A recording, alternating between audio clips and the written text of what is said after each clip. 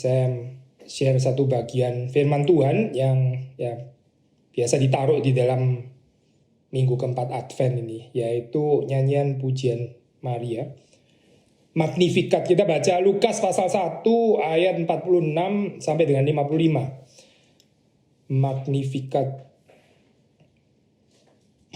Lukas 1 ayat 46 saya baca.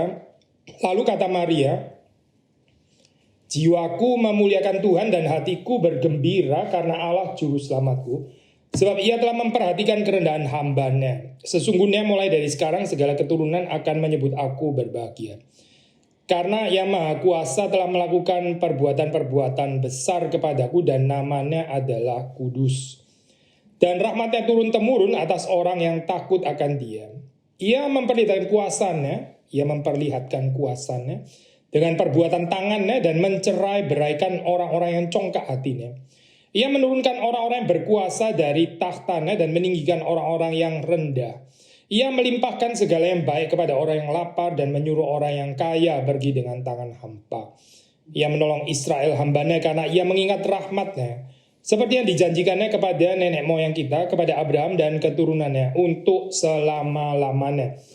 Demikian pembacaan firman Tuhan. Mari kita masuk dalam doa. Tuhan, kami bersyukur Engkau memberkati kehidupan kami. Dan di dalam minggu-minggu Advent, rangkaian perayaan kebaktian Natal ini, dan juga segala persiapannya, kami mohon sekali lagi Engkau memberkati kami. Dengan perenungan firman Tuhan ini bersama dengan Maria, kami boleh memuji Engkau. Kami boleh bersukacita karena apa yang Tuhan sudah lakukan bagi umat-Mu. Berkati hamba-Mu, berkati kami semua yang merenungkan pada hari ini. Demi Yesus Kristus kami bersyukur. Amin. Ya, so ini adalah satu teks bagian firman Tuhan yang sangat terkenal ya. Ada bagian-bagian di dalam firman Tuhan itu yang so populer, dibikin musical setting ya di mana-mana gitu. Dan ini tentu saja adalah salah satunya itu, Magnificat ya, ditulis oleh banyak composers. Salah satunya adalah Johann Sebastian Bach yang ya mungkin saudara juga pernah menyanyikan. Tapi bagian ini bukan cuma menarik secara digubah untuk lagu ya, digubah untuk musik, tapi juga untuk perenungan sebetulnya ya. Ini bagian yang cukup padat gitu dan sangat khas juga di dalam Lukas. Kita bisa melihat representasi dari profil teologi Lukas juga di dalam bagian yang singkat ini ya, relatif singkat ini. Saudara kalau membaca ini kan nyanyian pribadi ya sebetulnya gitu ya. Ini kan Maria gitu kan. Magnificat anima mea dominum ya, jiwaku memuliakan Tuhan, kan pakai kataku ya. And yet sebetulnya di sini ya saudara, ini bukan cuma nyanyian pribadinya Maria, tapi Maria ini memuji bersama-sama dengan seluruh umat Israel. So ini adalah pengharapan ya, yang dinantikan bukan hanya Maria gitu, tapi dinantikan oleh seluruh Israel sebetulnya. Maka sukacitanya ini bersama-sama. Saya nggak tahu ya, saya ini mungkin Bach mungkin juga mengerti bagian ini, tapi menarik kalau sudah mendengarkan Magnificat di dalam musical setting dari Bach. Dia tulis bagian pertama, nah ini sebagai core ya gitu, bukan solo gitu. Bagian pertama ini Magnificat anima mea, jelas mea gitu ya. Mea itu berarti aku kan, jiwaku ya. Tapi dia tulis sebagai core bersama-sama. I think ada certain bijaksana ya di sini kalau kita melihat. Pemuliaan Maria ini seharusnya juga ada resonansi dalam kehidupan saudara dan saya. Ini bukan pribadi ya. Karena ada beda ya, saya orang yang bersukacita karena urusan pribadinya dan orang yang bersukacita karena datangnya kerajaan Allah gitu. So ini visi kingdom of God ya, bukan your kingdom, bukan my kingdom ya, bukan cuma our church, tapi the kingdom of God. Ini pekerjaan Tuhan yang besar sekali dinyatakan. Memang dipercayakan kepada Maria ya, seorang yang lowly, yang sederhana ya. Nanti kita akan masuk dalam poin itu. Tapi ini adalah satu visi teriakan pujian yang membawa seluruh umat Israel sebetulnya. And therefore sekali lagi Bach sebetulnya nggak keliru waktu tulis ini sebagai core dan bukan solo ya. Bukan berarti nggak ada tempat untuk pribadi di situ. Nah, kita tahu ada nomor-nomor yang digubah secara solo dan sebagainya gitu ya. Dan bukan cuma itu, tapi sebetulnya Maria ini juga cukup mewakili representatif dari orang-orang yang seringkali dianggap kelompok yang tersisihkan, terpinggirkan, ya, the poor, ya, the powerless, ya. Orang-orang yang tertindas itu, ini justru adalah orang-orang yang dikasihi Tuhan, orang-orang yang kepadanya Tuhan itu mempercayakan pekerjaannya. Nah, ini artinya bahwa Tuhan itu bekerja untuk semua orang. Semua orang itu berarti bukan cuma untuk certain orang, orang elit gitu misalnya, ya, orang-orang yang perkasa, orang yang hebat, yang super talented, ya, the genius, the mostly gifted, dan orang-orang kaya atau pejabat-pejabat dan jenderal-jenderal dan sebagainya gitu ya, para presiden. Tapi juga orang-orang sederhana gitu. Dan Maria ini orang yang sederhana, dia ini merepresentasikan perempuan sederhana gitu, yang dipilih oleh Tuhan. Ada banyak komentator, ya, yang mengaitkan ini dengan nyanyian pujian Hana, ya. Ini juga menarik saya untuk studi lebih lanjut, ya, saudara, membandingkan nyanyian pujian Hana ini dengan nyanyian pujian Maria. Memang ada banyak similaritas di situ, ya. Tapi kita percaya tentu Maria bukan ini, ya, bukan sekedar fotokopi, cheap imitation gitu, ya, plagiarisme dan sebagainya, bukan, ya. Tapi dia memberi makna yang baru gitu, ya, dengan nyanyian pujian Hana, ya. Tapi kalau saudara melihat ada motif impossibility-nya itu, ya, saya. Hana seperti kita tahu kan dia mandul, ya, mandul. Memang Maria nggak dikatakan mandul sih, ya, nggak ada catatan di Alkitab bilang Maria mandul gitu, ya, enggak. Tapi motif impossibility itu jelas, ya, di dalam keduanya. Hana itu mandul dan karena itu nggak bisa melahirkan anak. Tapi Tuhan tetap memberikan anugerah, nah, dari ketidakmungkinan itu, ya. Ketidakmungkinan apa yang ada pada Maria? Ya, ketidakmungkinan melahirkan anak tanpa suami. Itu juga sama nggak mungkin, ya, sebetulnya, meskipun bukan barren, ya. Nah, ini menggambarkan keadaan Israel yang juga barren, ya, fruitless gitu. Lalu di tengah-tengah keadaan seperti ini Tuhan memberikan seorang anak, ya, seorang bayi. Jadi ini bukan cuma sekedar jawaban pribadi pergumulan orang yang gak bisa punya anak, terus akhirnya punya anak, terus kemudian senang sekali gitu kan, ya. Tapi ini adalah pengharapan universal sebetulnya gitu. Visinya itu besar sekali, ya, dan Tuhan yang bekerja dari ketidakmungkinan menyatakan karyanya. Nah, kalau kita menggali lebih dalam di situ, ya, Tuhan dipuji, Tuhan dimuliakan karena apa yang telah Dia kerjakan. Ya, ini juga yang sangat ditekankan di dalam teologi reform, ya, saya. Bukan apa yang saudara dan saya kerjakan loh. Tapi Tuhan dipuji, dimuliakan karena apa yang Dia kerjakan bagi saudara dan saya. Ini Injil kan, ya. Bedanya apa saudara di dalam hal ini, ya? Ya, kalau di dalam Arminian teologi sangat menekankan apa yang kita manusia kerjakan gitu, ya. Tapi kita reform menekankan apa yang Tuhan kerjakan bagi kita. Bahkan waktu kita bekerja bagi Tuhan sekalipun, ya, itu juga pekerjaan Tuhan di dalam kita dan melalui kita, ya. Ini saya teringat perkataan Pak Tong ini, ya, mengingatkan kita waktu kita melayani Tuhan, waktu kita bekerja bagi Tuhan, itu bukan kita yang bekerja bagi Tuhan, ya. Seperti kayak kita menolong Tuhan atau apa, tapi kita menyaksikan, ya, kita menyaksikan bagaimana Tuhan itu bekerja, ya, termasuk juga memakai kita, melalui kita, di dalam kita. Dan di sini sudah membaca, ya, Maria ini memuji Tuhan bukan karena pengorbanannya gitu misalnya, bukan karena kerelaan hatinya, bukan karena keberaniannya mau dipakai oleh, bukan tentang Maria di sini. Maria memuji Tuhan karena apa yang Tuhan lakukan, what He has done. Dan waktu saudara membaca di situ, ini secara tenses banyak dipakai tense auris, ya. Auris itu kalau diterjemahkan biasa diterjemahkan dengan past tense, ya. Past tense itu berarti ya sudah terjadi gitu, ya. Sudah terjadi. Padahal ini kan semacam janji juga, ya. Apa ya ini artinya gitu, ya. Apa yang Tuhan akan kerjakan tapi dikatakan pakai tense auris, pakai past tense, ya.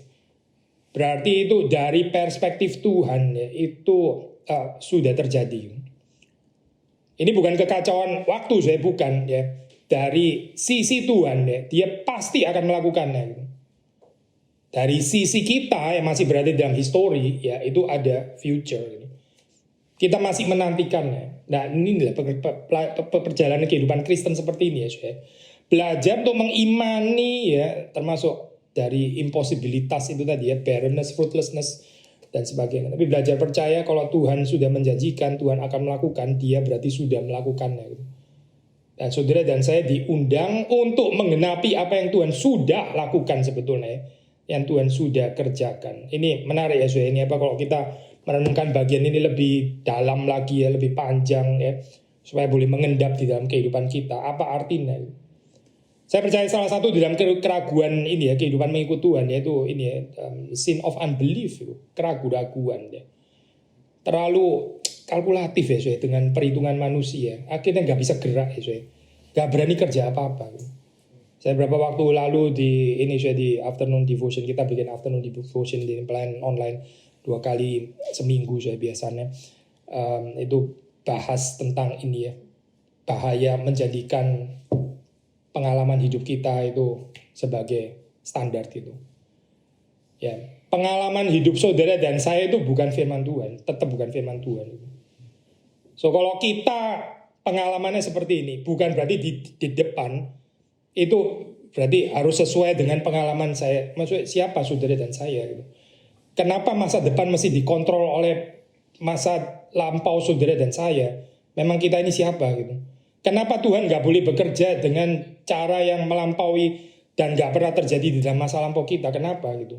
Memang Tuhan terikat gitu. Memang dia gak berdaulat. Ini kan persoalan deh, membatasi pekerjaan Tuhan berdasarkan track record ini in the past ya. Akhirnya gak bisa melihat pimpinan Tuhan. Terlalu khawatir ya. Terlalu hati-hati dengan melangkah.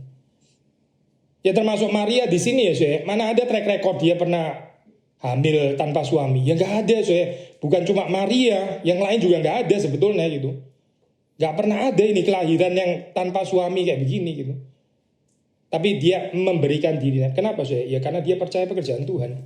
Dan untuk itu dia memuliakan Tuhan, dia memuji Tuhan. Karena apa yang Tuhan sudah lakukan ya, yang Maria masih akan mengalaminya. Ada keindahan ya di sini ya. Dari sisi Tuhan itu sudah pasti. Dari sisi kita, ya kita belajar untuk percaya. Kadang-kadang kita masih bergumul dengan our unbelief ya, doubt, perhaps discouragement dan seterusnya. Itu bisa menjadi pergumulan dalam kehidupan kita ya. Tapi Tuhan terus menarik kita. Salah satunya juga dengan memuji Tuhan. Memuji Tuhan ya, itu memberikan kepada kita iman gitu, untuk berani mengalami apa yang Tuhan janjikan, termasuk dengan penyerahan diri, ketaatan, kerendahan hati, dan seterusnya. So ada confidence di sini, ada kepastian, certainty, bukan self confidence ya, bukan certainty yang muncul dari diri kita sendiri, tapi karena Tuhan yang bekerja, karena Tuhan yang menjanjikan. Nah, lalu terus kemudian muncul di sini ya nggak mungkin kita bisa miss lah, ini bagian yang jelas sekali ya, saudara. Menyaksikan klasik ini ya, klasik statement ini, Craddock ya, ini mengatakan classical statement of God's activity, yaitu apa? The lowly are raised, the lofty are brought low ya. Orang-orang yang rendah itu ditinggikan ya, tapi orang-orang yang congkak, yang angkuh itu diturunkan. So ada reversal motif ya. Dan ini bukan cuma di bagian ini ya, sudah mendapati. Bahkan bukan hanya di Lukas ya, tapi juga di dalam tulisan-tulisan yang lain. Saudara ketemu di Injil yang lain, saudara ketemu juga di dalam tulisan Paulus ya. Ini tipikal cara Tuhan bekerja. Tidak seperti cara pekerjaan dunia ya. Di dalam Alkitab dikatakan yang terakhir jadi pertama, pertama jadi terakhir. Yang orang pikir di atas ternyata di bawah, yang di bawah ternyata di atas. Semuanya jungkir balik ya. Itulah realita kerajaan Allah. Maka kalau saudara dan saya berbagian di dalam the story of the kingdom of God, ya kita akan mengalami reversal motif ini. Jangan sampai kita tertarik dengan kebesaran dunia ya. Karena kebesaran dunia itu dibuang oleh Tuhan. Itu yang di brought low sebetulnya. Karena kalau Tuhan sendiri tertarik dengan kebesaran dunia, lah kenapa Yesus mesti lahir di dalam cara seperti itu ya? Bukan cuma kelahirannya, consistently kelahirannya, kehidupannya, kematiannya. Bahkan kita bisa mengatakan kebangkitannya, kenaikan ke sorga, tetap di dalam kesederhanaan gitu. Maksudnya saya ambil contoh satu aja. Kenapa sih Yesus gak bisa bangkit di istananya Kaisar gitu? Lebih powerful gak sih sebetulnya kan? Lebih masuk lebih masuk surat kabar gitu ya, lebih viral ya, lebih diketahui semua orang. Dia tinggal datang ketemu Kaisar terus kemudian dia terangkat ke sorga. Apa nggak menakutkan saya gambaran kayak begitu? Terus kemudian Kaisarnya terkencing-kencing gitu ya, dia mau nggak mau harus percaya karena nggak ada nih orang bisa naik ke sorga gini kalau nggak Yesus gitu.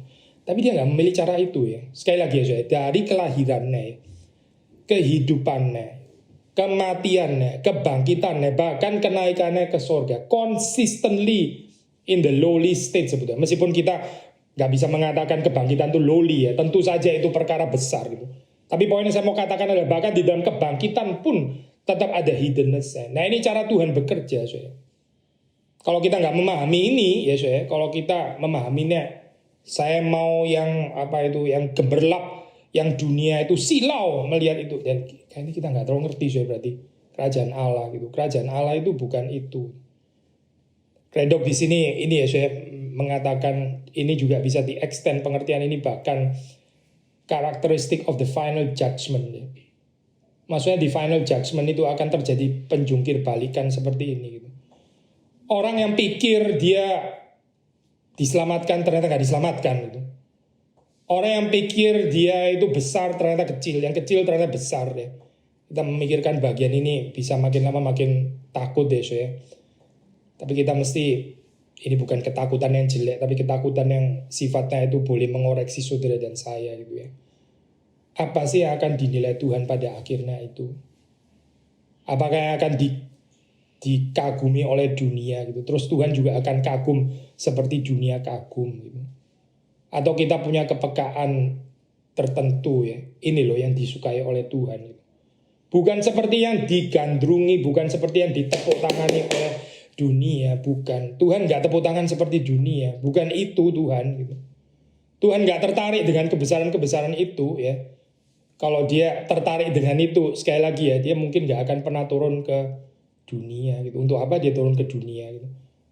Justru dia di dalam kemuliaan yang sempurna ya, karena saking sempurna kemuliaannya, dia boleh tampil sederhana ya, di dalam kesederhanaan seorang bayi yang kecil, yang kelihatan lemah ya, yang kelihatan gak berkuasa, tapi disitulah justru kuasa yang sesungguhnya sedang dinyatakan.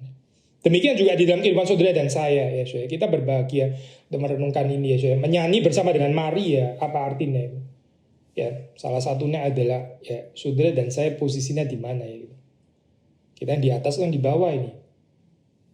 Kalau kita pikir kita di atas, kalau kita pikir kita mulia, kalau kita pikir kita besar, jangan-jangan kita bukan di dalam posisinya Maria. Jangan-jangan kita di posisinya Herodes, Pontius Pilatus, orang-orang yang perkasa itu, saya perkasa. Tapi yang gak berguna di dalam kerajaan Allah, di dalam pandangan Tuhan. Tapi kalau kita menempatkan diri kita, dan bukan cuma secara retorikal ya, saya bukan, tapi menghayatinya secara sincere. Memang saya ini orang yang ada di bawah, tapi Tuhan mengasihi saya. Tapi Tuhan lahir bagi saya. Dan Natal is good news ya. Advent ini good news. Seperti good news untuk Maria. Good news juga untuk saudara dan saya.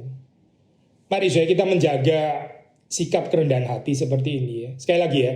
Bukan pura-pura rendah hati supaya diangkat-angkat orang gitu ya. Oh saya ini gak bisa apa-apa, saya ini orang biasa gitu ya. Saya gak pinter ngomong dan sebagainya. Tapi supaya dipuji-puji gitu ya. Oh enggak kok kamu pinter gitu ya. Kamu luar biasa. Ini bohong namanya. Ini namanya hipokrit ya. Gak ada gunanya.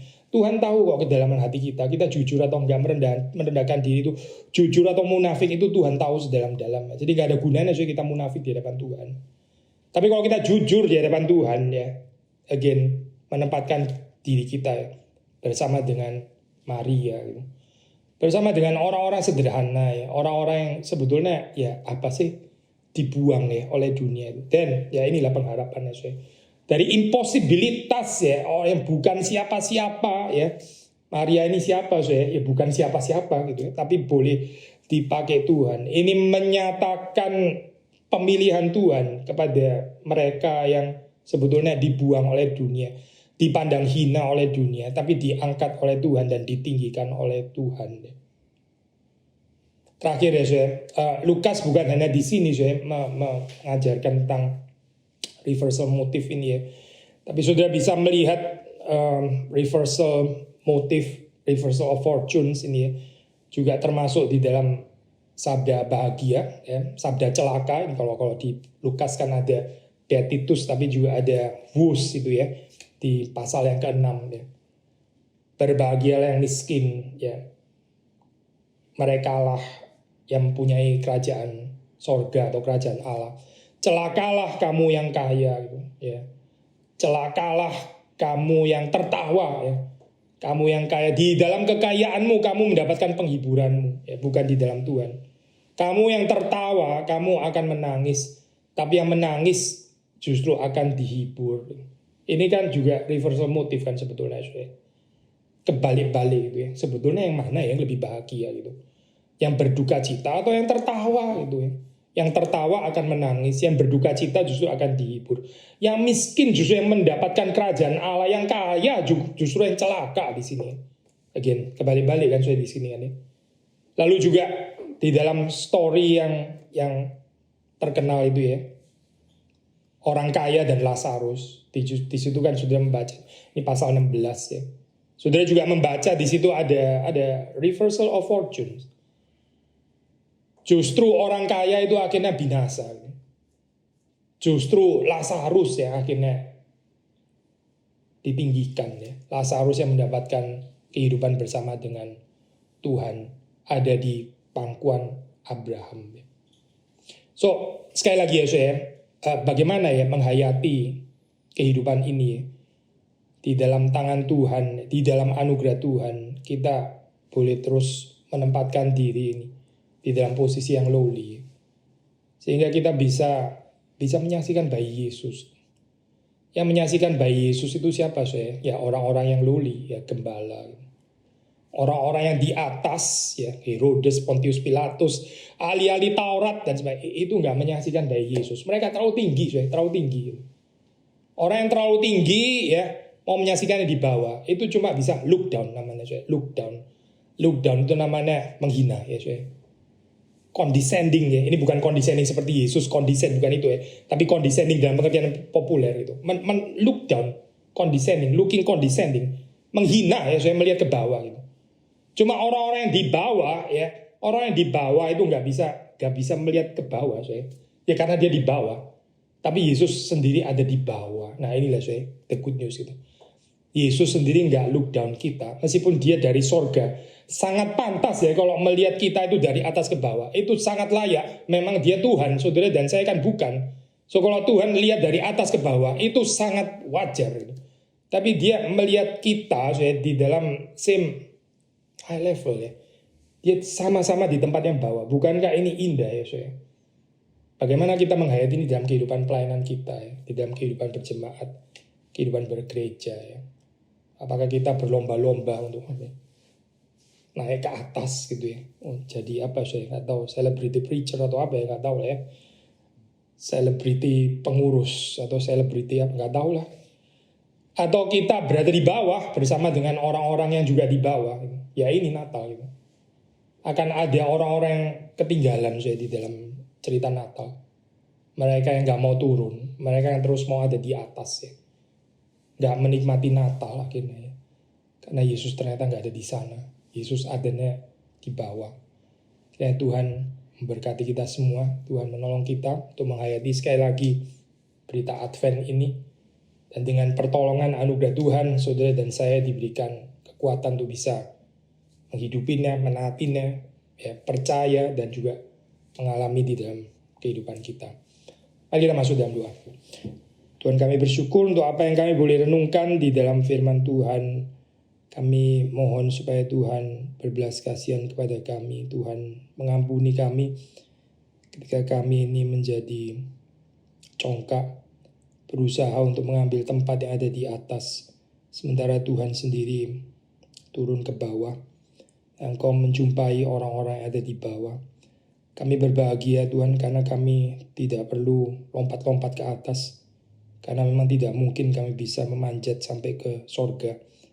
Tapi Tuhan yang menghampiri kami di tempat yang rendah. Kami bersyukur karena Engkau tidak malu menghampiri kami di tempat yang rendah ini. Tolong supaya kami juga tidak malu melihat Engkau yang juga ada di tempat yang rendah. Sehingga kami boleh menghidupi sungguh-sungguh berita Advent, berita Natal ini. Dan sebentar jika kami juga akan merayakan Natal, tolong supaya kami boleh menghayatinya dengan benar dan kami boleh bersama dengan Maria memuji kebesaran keagungan Tuhan yang sudah melakukan perkara yang besar di dalam kehidupan kami bagi gerejamu. Demi Yesus Kristus kami berdoa, kami bersyukur. Amin.